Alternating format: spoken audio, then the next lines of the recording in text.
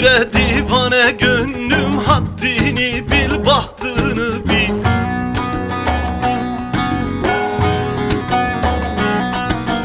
Gülsüz dala bülbül olma, ahdını bil, tahtını bil.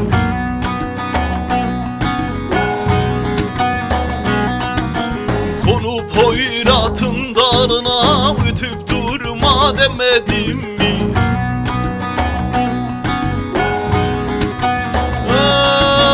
Demedim mi sana gönül, her gülene meyil verme.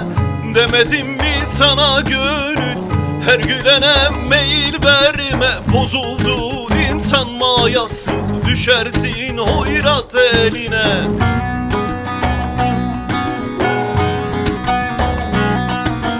Bak düştün gurbet eline, vurursun sazın teline.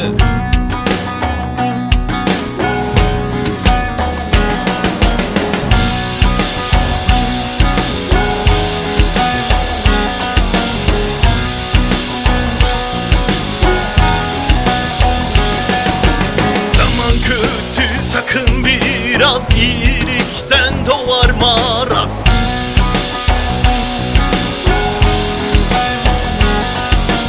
İnsan yüreği soğudu, kimi bozuk kimi ayaz.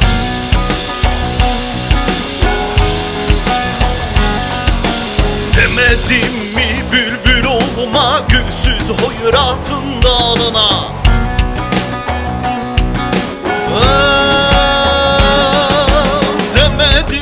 Sana gönül, her gülene meyil verme.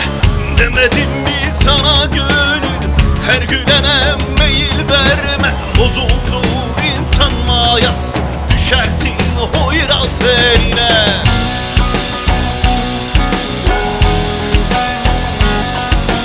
Bak düştün gurbet eline, vurursun sazın teline.